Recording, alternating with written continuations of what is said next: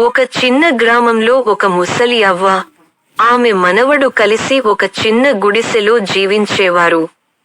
ఒకరోజు ఆమె వంట చేస్తుండగా మనవడు ఆమె దగ్గరికొచ్చాడు. నానమ్మ, ఈ మధ్య నాకు ఒంట్లో అస్సలు బావుండట్లేదు. తలనొప్పి, కడుపు నొప్పి, జ్వరం అన్నీ ముకుమ్మడిగా బాధిస్తున్నాయి. స్కూల్లో కూడా నాకు మార్కులు తక్కువగా వస్తున్నాయి. ఉపాధ్యాయులు తిడుతున్నారు. స్నేహితులు నాతో సరిగా మాట్లాడట్లేదు అని తన బాధలన్నింటినీ ఏకరువు పెట్టసాగాడు. అవ్వ తన మనవడికి ఎలాగైనా జీవిత సత్యాన్ని వివరించాలని, చూడు నాన్నా, నువ్వు ఈ ఉడకని, వండని బియ్యాన్ని అలాగే తినగలవా అని అడిగింది. ఛీ, అస్సలు తినలేను అన్నాడు మనవడు. మరి కేవలం నీళ్లు త్రాగి జీవించగలవా అని నానమ్మ అడగ్గా, లేదు అని జవాబిచ్చాడు మనవడు.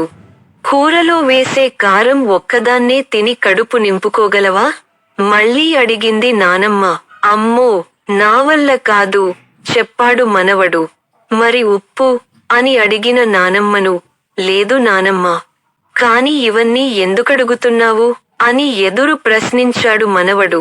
బాబూ, బియ్యం, నీరు అన్నీ కలిస్తే అన్నం, ఉప్పు, కారం, కూరగాయలు కలిస్తే కూర అవుతాయి కదా. అదే విధంగా బాధ, సంతోషం, కోపం, శాంతం, ఇలా అన్నీ కలిస్తేనే అది జీవితమవుతుంది. ఇదే జీవిత సత్యం. దేవుడికి ఎవరికి ఏమి ఎప్పుడు ఇవ్వాలో అన్నీ తెలుసు. మనం మన జీవిత స్థితి గతులను మెరుగుపరుచుకునేందుకు ప్రయత్నించాలి. ప్రతిఫలం మాత్రం దేవుడికే వదిలేయాలి. ఆయన ఏది ఇస్తే దానికి తలవంచి స్వాగతించాలి. నీకు ఇలాగే మంచి రోజులు ఉంటాయి, చెడు రోజులు ఉంటాయి అని జీవిత సత్యాన్ని మనవడికి వివరించింది నానమ్మ. తుంగభద్ర ఒడ్డున పెద్ద అడవి. అడవిలో చెప్పలేనన్ని రకరకాల పక్షులు. వసంత ఋతువులో ఆ అడవి అందం చూడాలి. ఇంతా అంతా అని కాదు, ఎంతో అందం. అంతకు మించిన ఆనందంతో పక్షులు కలకలలాడుతూ ఉల్లాసంగా ఉండేవి. ఏటేటా వసంత ఋతువులో అడవి పక్షులన్నీ కలిసి పెద్ద పండగ చేసుకునేవి. ఆ పండగలోనే తమకొక పెద్ద ని ఎంచుకునేవి. ఒక పండగకు పక్షులు వరుణుణ్ణి రావలసిందని ఆహ్వానించాయి. మబ్బు గుర్రాల్ని కట్టుకుని గాలిరథం ఎక్కి వరుణుడు వచ్చాడు. మబ్బుల్ని చూస్తే చాలు నెమళ్లు పురివిప్పి నృత్యం చేస్తాయి. ఆ నృత్యం కళ్ళారా చూడవలసిందే. పక్షులు ఆ ఏటికి తమ పెద్దగా నెమలిని ఎంచుకున్నాయి. వరుణుడు చాలా సంతోషించాడు. నెమలిని ఎందుకు ఎన్నుకున్నారు అనడిగింది బొంతకాకి. అందచందాలున్నవి కనుక అని జవాబిచ్చాయి పక్షులు. మరుసటేడు పండుగకు సూర్యుడు అతిథిగా వచ్చాడు. ఆ ఏడాది పెద్దగా పక్షులు కోకిలను ఎంచుకున్నాయి. కోకిల పాట ఎంత తీయగా ఉంటుందో ఎవరికి తెలియదు. సూర్యుడు సంతోషించాడు. కాని బొంతకాకి గొంతులో పచ్చిమిరపకాయ పడ్డట్టు అయింది. గురగురలాడింది. నిరుడంటే నెమలి అందగత్తె అన్నారు. మరి కోకిల తనకన్నా అందగత్తె కాదు కదా. తనలో తాను గొణుక్కున్నది. ఏం చూసి కోకిలను ఎంచుకున్నారు ఉక్రోషం కక్కుతూ అడిగింది బొంతకాకి. పక్షులు నవ్వాయి. దాని కంఠం ఎంత కమ్మగా ఉందో చూడు, అందుకనే పెద్దగా ఎంచుకున్నాం అని జవాబిచ్చాయి. బొంతకాకి తెగ గొణిగింది. వచ్చే వసంత ఋతువు నాటికి ఏమైనా సరే తనే పెద్ద కావాలని నిశ్చయించుకుంది. సరే, వసంత ఋతువు రానే వచ్చింది. ఈసారి పక్షులు తమ అతిథిగా చంద్రుణ్ణి పిలిచాయి. నక్షత్రాల రథం ఎక్కి చంద్రుడు వచ్చాడు. పండగ మంచి జోరుగా ఉంది. అందరూ ఒక చోటుకు చేరారు. పెద్దని ఎంచుకోవలసిన సమయం. ఇంతలో ఒక వేపు నుంచి ఒక చిత్రమైన పక్షి సభలో ప్రవేశించింది. వింత వేషం, పొడుగాటి తోక, రెక్కల నిండా తెల్లని మెత్తటి ఈకలు, నెత్తిమీద వింత జుట్టు. కాని అది నెమలి కాదు, హంస కాదు, కోడి కాదు. పక్షులన్నీ ఈ వింత పక్షిని చూసి నోరు తెరిచాయి. అది పెద్దను ఎంచుకోవలసిన సమయం మరి. నెమలి కన్నా అందమైన పక్షిని, అందుకని నేనే పెద్దను అంది కొత్త పక్షి. నెమళ్ళు తల వంచాయి. మిగతా పక్షులు నోరు మెదపలేదు. కోయిలల కన్నా చక్కగా పాడగలను, అందుకని నేనే పెద్దను అంది కొత్త పక్షి. కోయిలలు తలలు వంచాయి, పక్షులు మాత్రం ఏమంటాయి? ఒక పాట పాడి వినిపించు అని అడిగే ధైర్యం కూడా లేదు. ఓన్ ఏకగ్రీవంగా నన్నే పెద్దగా ఎంచుకోండి అంది కొత్త పక్షి మంచి డాబుసరిచేసి. పక్షులు నోరెత్తకుండా రెక్కలు విప్పి అంగీకారం తెలియచేయడానికి సిద్ధమయ్యాయి. ఇంతలో హంస ముందుకు వచ్చింది. ఇంతసేపు అది చంద్రుడితో ఆడుకుంటోంది. కొత్త పక్షి డాబు దర్పాలు చూసి అనుమానించింది. హంస అసాధ్యురాలు, వింతని కనిపెట్టింది. అయ్యా, ఈ కొత్త పక్షిగారిని పెద్దగా ఎంచుకోవడానికి అభ్యంతరం లేదు. మాంచి డాబుసరిగా ఉన్నరు. ఇంత దర్జా గలవారు మనకు పెద్ద కావడం చాలా సంతోషం. కాని చిన్న మనవి అంటూ హంస కొత్త పక్షి దగ్గరకంటా వెళ్ళింది. కొత్త పక్షి తోకని పట్టి గుంజింది. చిత్రం, ఎక్కడ తోక అక్కడ రాలిపోయింది. కొత్త పక్షి తల నేలకు వంచింది. కొత్త పక్షి రెక్కల్ని దువ్వింది, పెట్టుడు ఈకలు జారిపోయాయి. నెత్తిమీంచి జుట్టులాగేసింది. తీరా చూస్తే అది బొంతకాకి. బొంతకాకి ఎలాగో పెద్దరికం సంపాదించాలని అడవిలో అక్కడక్కడ రాలిపడిన ఈకలన్నీ తగిలించుకుంది. డాబుసరి వేషం వేసుకుని వచ్చింది. కాని హంస తెలివితేటల వల్ల అసలు రంగు బయటపడింది.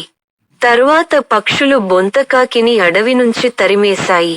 హంసను ఆ ఏటికి తమ పెద్దగా ఎంచుకున్నాయి. చంద్రుడు చాలా సంతోషించాడు. నాటికి నేటికి ఆ బొంతకాకి జాడ ఎవరికీ తెలియలేదు. తగని గర్వం.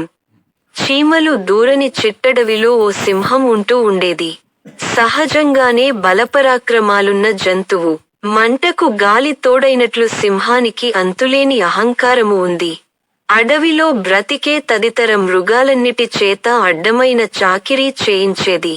సింహం ఆడిందే ఆట, పాడిందే పాట. ఇలా ఉండగా చిట్టడవికి చెప్పలేనంత కరువొచ్చింది. ఆ కరువుకి తట్టుకోలేక మృగాలన్నీ తలో దోవా పారిపోయాయి. మృగాలకి రాజైతే మాత్రం సింహానికి తిండితిప్పలు ఎక్కడివి? బెట్టుగా అక్కడే కొన్నాళ్లపాటు నీల్గుతూ ఉంది. కాని అది ఆఖరికి కాకులు దూరని కారడవికి ప్రయాణమై వెళ్ళింది. కాకులు దూరని కారడవిలో ఓ నక్క, గాడిద, ఎద్దు మంచి స్నేహంగా నివాసముంటున్నాయి. వాటి తిండితిప్పలు వేరైనా కలసిమెలసి ఉంటున్నాయి. సింహం అక్కడికి చేరింది. తాను వలస వచ్చినా గర్వాన్ని వదలలేదు. కాకులు దూరని కారడవికి తానే రాజునని అంది. నక్క, ఎద్దు, గాడిద మూడింటితోనూ ఒక ఒడంబడికకు వచ్చింది. అందరూ కలిసి ఆహారాన్ని సంపాదించాయి. సింహం ఒక పక్క, తతిమ్మ జంతువులు ఒక పక్క కూచున్నాయి. సింహం ఎద్దు వేపు చూసి, ఎలా పంచిపెడతావో పంచిపెట్టు అని అంది. ఆహారాన్ని నలుగురికి 4 సమాన వాటాలు వేసింది ఎద్దు. సింహానికి కోపం వచ్చింది. ఎద్దు మీదకు దూకి పంజాతో చరిచింది. ఎద్దు చచ్చిపోయింది. నక్క, గాడిద లోలోపలే ఏడ్చాయి. సింహం నక్క వైపు తిరిగి ఈసారి నువ్వు పంచు అని అంది. నక్క తెలివిగలది. చప్పున దండం పెట్టి ఆహారాన్ని పంచడం నాకు చేత కాదు అని అంది. సింహం గర్వానికి అంతు లేకుండా పోయింది. సరే, నేనే పంచుతాను అని ఆహారాన్ని 3 వాటాలు చేసి ఇలా అంది. నేను మృగరాజుని కనుక 1 వాటా నాది, 2వ వాటా మీతో పంచుకోవాలి కనుక నాది అని అంటూ 3వ వాటా కాలు నొక్కిపెట్టి, దమ్ములుంటే 3వ వాటా తీసుకోండి అని అంది. కాని సింహం కాలి కింద ఆహారాన్ని లాక్కోడానికి ధైర్యం ఎవరికుంది? ఇలా దౌర్జన్యంగా మొత్తం ఆహారాన్ని సింహం కాజేసింది. తతిమ్మ జంతువులు ఆకలితో నకనకలాడాయి. అయితే సింహం ఒక్కటే ఆత్రం కొద్దీ ఆహారాన్ని మింగింది. ఎద్దుని చంపింది కదూ, దాన్ని కూడా మెక్కింది. తిండికి చిట్టడవిలో మొగం వాచిందో ఏమో, దొరికిందే చాలనుకుని తెగ తిన్నది. సింహానికి జబ్బు చేసింది. చేయదు మరి, ఆ జబ్బు ముదిరి చచ్చే స్థితికి వచ్చింది. ఇన్నాళ్లు సింహం వల్ల బాధపడిన జంతువులు వచ్చి కసిదీరా సింహాన్ని తిట్టి తన్నిపోతున్నాయి. సింహం లేవలేకపోయినా గ్రుడ్లురిమి చూచి మూలిగేది. కాని ఏ ప్రాణి భయపడేది కాదు. బ్రతికి బాగుంటే పగదీర్చుకుంటా ననేది. గ్రుడ్లురిమి చూడ్డం వల్ల కొన్ని జంతువులు ఇంకా భయపడుతున్నాయి. ఓ రోజున గాడిద వచ్చింది.